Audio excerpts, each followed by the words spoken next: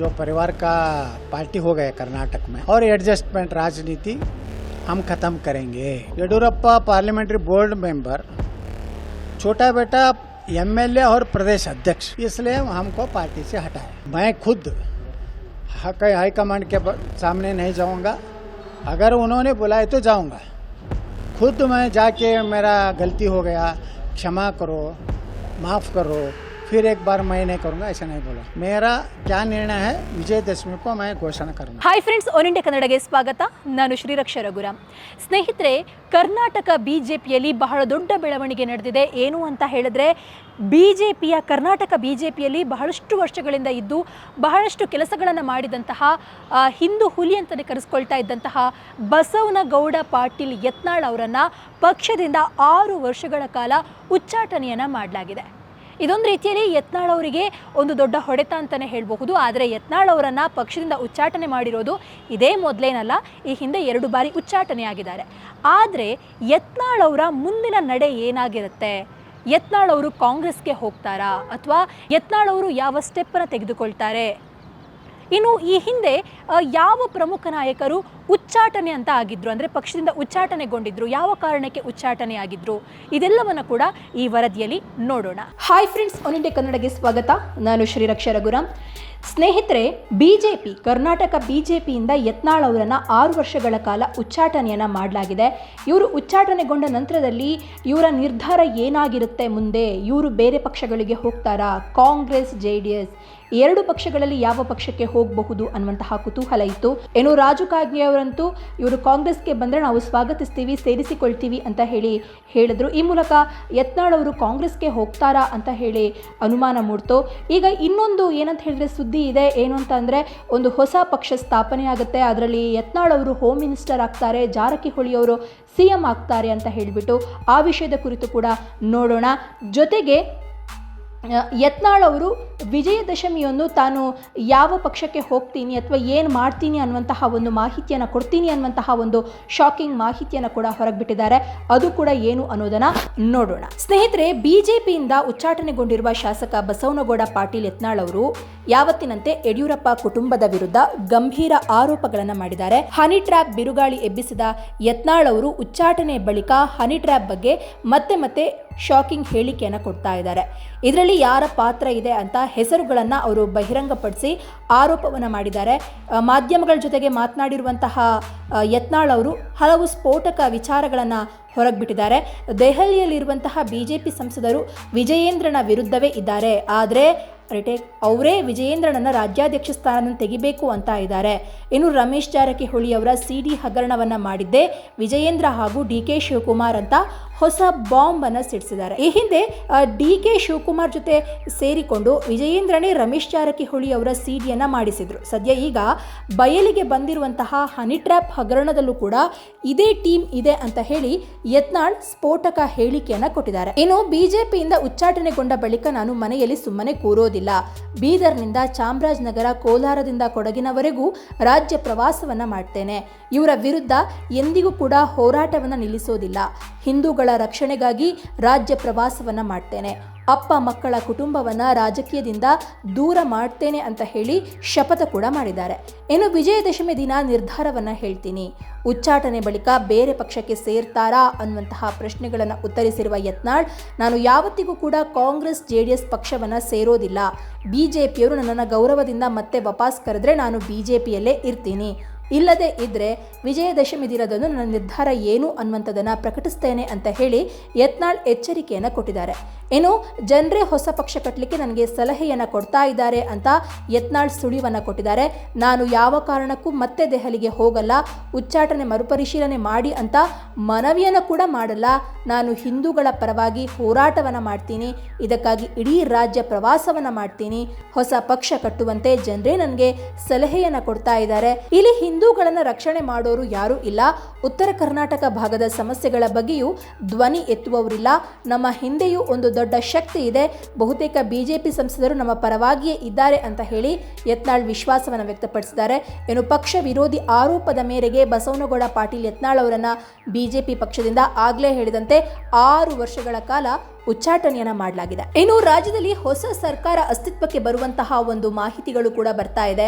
ಏನಂತಂದ್ರೆ ಈ ಅಸ್ತಿತ್ವಕ್ಕೆ ಬಂದ್ರೆ ಸತೀಶ್ ಜಾರಕಿಹೊಳಿ ಅವರು ಸಿಎಂ ಆಗ್ತಾರೆ, ಯತ್ನಾಳ್ ಅವರು ಹೋಮ್ ಮಿನಿಸ್ಟರ್ ಆಗ್ತಾರೆ ಅನ್ನುವಂತಹ ಮಾಹಿತಿ ಕೂಡ ಬರ್ತಾ ಇದೆ. ಯಾಕಂತ ಹೇಳಿದ್ರೆ ಒಂದ್ ಕಡೆ ಸತೀಶ್ ಜಾರಕಿಹೊಳಿ ಅವರು ಕೇಂದ್ರ ಸಚಿವ ಕುಮಾರಸ್ವಾಮಿ ಅವರನ್ನ ಭೇಟಿಯಾದ್ರೆ ಈ ಕಡೆ ಬಿಜೆಪಿಯಿಂದ ಯತ್ನಾಳ್ ಅವರನ್ನ ಹೊರಗೆ ಹಾಕಿದ್ದಾರೆ. ಹಾಗಾಗಿ ಈ ಎರಡು ವಿಷಯಗಳು ಜೊತೆಯಾಗಿ ಹೊಸ ರಾಜಕೀಯ ಪಕ್ಷ ಬರಲಿಕ್ಕೆ ಬರುತ್ತಾ ಅನ್ನುವಂತಹ ಕುತೂಹಲವನ್ನ ಮೂಡಿಸಿದೆ. ಕೆಲವರು ಹೇಳುವ ಪ್ರಕಾರ ಅಕ್ಟೋಬರ್ ಬಳಿಕ ರಾಜ್ಯದಲ್ಲಿ ಹೊಸ ಸರ್ಕಾರ ರಚನೆ ಆಗುತ್ತೆ. ಈಗಾಗಲೇ ಕರ್ನಾಟಕ ಡೆವಲಪ್ಮೆಂಟ್ ಫ್ರಂಟ್ ಅನ್ನುವಂತಹ ಒಂದು ಹೊಸ ಸರ್ಕಾರದ ರಚಿಸಲಿಕ್ಕೆ ಅದರ ಹೆಸರನ್ನು ಕೂಡ ನಿರ್ಧರಿಸಲಾಗಿದೆ ಅಂತ ಹೇಳಲಾಗ್ತಾ ಇದೆ. ಒಂದ್ ವೇಳೆ ಇಲ್ಲಿ ಸತೀಶ್ ಜಾರಕಿಹೊಳಿ ಮುಖ್ಯಮಂತ್ರಿ ಆಗ್ತಾರೆ ಅಂತ ಆದ್ರೆ ಯತ್ನಾಳ್ ಅವರಿಗೆ ಹೋಮ್ ಮಿನಿಸ್ಟರ್ ಅಂತ ಹೇಳಲಾಗ್ತಾ ಇದೆ. ಇನ್ನು ಸತೀಶ್ ಜಾರಕಿಹೊಳಿಗೆ ಬಹುಮತ ಬರುವಷ್ಟು ಶಾಸಕರ ಬೆಂಬಲ ಇದೆ ಅಂತಲೂ ಹೇಳಲಾಗ್ತಾ ಇದೆ. ಹಾಗಾಗಿ ಅಕ್ಟೋಬರ್ ನಂತರದಲ್ಲಿ ಹೊಸ ಸರ್ಕಾರ ರಚನೆ ಆಗುತ್ತಾ ಅಥವಾ ಅಕ್ಟೋಬರ್ ಒಳಗಾಗಿ ಯತ್ನಾಳ್ ಅವರನ್ನ ಬಿಜೆಪಿ ಮತ್ತೆ ಪಕ್ಷಕ್ಕೆ ವಾಪಸ್ ಕರೆಸಿಕೊಳ್ಳುತ್ತಾ ಅನ್ನುವಂತಹ ಒಂದು ಅನುಮಾನಗಳು ಕೂಡ ಮೂಡಿವೆ. ಅಕ್ಟೋಬರ್ ನಂತರದಲ್ಲಿ ಏನಾಗುತ್ತೆ ಅನ್ನುವಂಥದ್ದು ಗೊತ್ತಾಗುತ್ತೆ. ಹಾಗೆ ಅದಕ್ಕಿಂತ ಮುಂಚೆ ಯತ್ನಾಳ್ ಅವರನ್ನ ಕರೆಸಿಕೊಂಡ್ರೆ ಬಿಜೆಪಿ ಒಳ್ಳೆಯದು ಅಂತ ಯೋಚಿಸುತ್ತಾ ಅಥವಾ ಯತ್ನಾಳ್ ಅವರನ್ನ ಕೈ ಬಿಡೋದೇ ಒಳ್ಳೆಯದು ಅಂತ ಯೋಚಿಸುತ್ತಾ ಅನ್ನುವಂಥದ್ದು ಇನ್ನು ಕೆಲವೇ ದಿನಗಳಲ್ಲಿ ಗೊತ್ತಾಗುತ್ತೆ. जो परिवार का पार्टी हो गया कर्नाटक में, उसके खिलाफ में हमने आवाज़ उठाया था, क्योंकि हमारा देश का प्रधानमंत्री श्री नरेंद्र मोदी जी ने प्रति सार्वजनिक सभा में, हर एक सार्वजनिक सभा में वंशवाद, भ्रष्टाचार और एडजस्टमेंट राजनीति हम ख़त्म करेंगे। हमने वो मुद्दे पर कर्नाटक भारतीय जनता पार्टी में जो येडियुरप्पा और बड़ा बेटा लोकसभा सदस्य, येडियुरप्पा पार्लियामेंट्री बोर्ड मेंबर, छोटा बेटा एमएलए और प्रदेश अध्यक्ष, ये वंशवाद है या नहीं, ये प्रश्न हमने पार्टी के हाईकमान को पूछा था।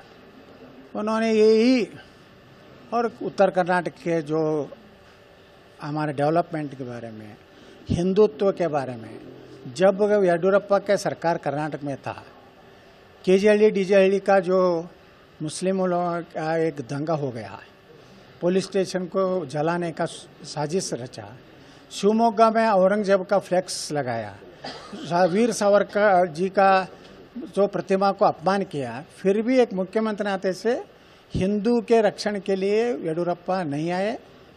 येडियुरप्पा के बेटे अभी जो प्रदेश अध्यक्ष है वो कभी भी हिंदू के समर्थन कभी भी नहीं किया है।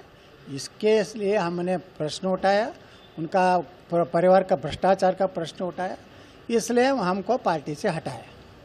वापस करने के लिए आप रिक्वेस्ट करेंगे? नहीं, हम तो गलती नहीं किया। जो गलती करते हैं ना वो क्षमा मांगते हैं, वो उनका एक हमारा तरफ से गलती हो गए ऐसा उन्होंने क्षमा पूछते हैं। हम गलती नहीं किया। हम कतई, मैं तो व्यक्तिगत, मैं खुद हाईकमांड के सामने नहीं जाऊंगा। अगर उन्होंने बुलाए तो जाऊंगा। खुद मैं जाके मेरा गलती हो गया, क्षमा करो, माफ़ करो, फिर एक बार मैं नहीं करूँगा, ऐसा नहीं बोलूँगा। आपके वाजपेयी अडवाणी का काल से नेता रहे, इसी बीजेपी को वही बीजेपी का क्या हो गया? अटल जी आडवाणी भगवान जैसा था। अभी मोदी जी अच्छा है, लेकिन मोदी जी को ये संगठन के बारे में उतना ध्यान नहीं दे रहा, क्योंकि उनको देश विदेश का उनको ऊपर बहुत प्रेशर है। इससे जो नीचे स्तर पर जो निर्णय हो रहा है उससे गलत निर्णय हो रहा है कर्नाटक के बारे में। सर, कल मीटिंग था, आप सब लोगों की मीटिंग था। हाँ, हम तो एकजुट है। हमारा में जो ये हमारा मीडिया में आ रहे थे उनको गुट में उनको एक लिंबावली छोड़ दिया, रमेश जारकिहोली नाराज है, ये कुछ भी नहीं, सब उधर था। उतना ही नहीं है, कर्नाटक के कितने लोकसभा राज्यसभा सदस्य है दिल्ली में, राघवेंद्र छोड़ के सभी हमारा जो निर्णय उसको समर्थन में है। विजेंद्र के साथ कोई नहीं है। एमएलए में 75% विजेंद्र के खिलाफ में है।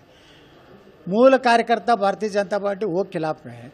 सिर्फ चेला है उनका जो है ना 3-4 प्रधान महामंत्री को, जो पार्टी का संगठन मंत्री, वो सभी वही है। सर सब उनके खिलाफ है, फिर भी उसको नहीं निकाल सक रहे हैं। कुछ ना कुछ रहेगा, मुझे भी शक आ रहा है। ऐसा हो रहा है जो राजा ने बोला है ना विधानसभा में, जो 48 सीडी है बोल के, क्या है पता नहीं मुझे, कुछ काला दाल में काला है।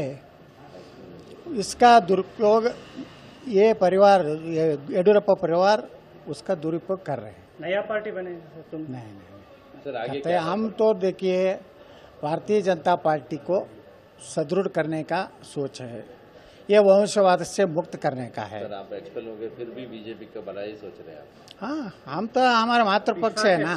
तीसरा जो पार्टी से हम बड़ा हो गया है, अटल जी आडवाणी जैसा नेता के नीचे हम काम किया है।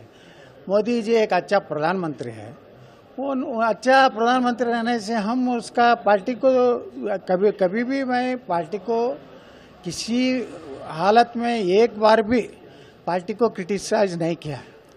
पार्टी हमारा माँ है, उसको भारतीय जनता पार्टी को हम गालियाँ नहीं देंगे। वो हमारे ऊपर जो येडियुरप्पा परिवार का बात सुन के ऐसा कर रहे, तो एक दिन पार्टी को ये ज्ञानोदय होगा।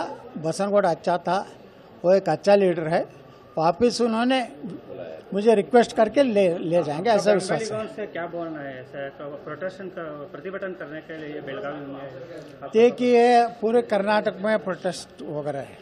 मैं तो किसी को विनती नहीं किया, किसी को मैंने आप मेरे तरफ से ये करो कुछ भी नहीं बोला। सर एक समय स्वामी जी के साथ दिए थे आप कम्युनिटी के।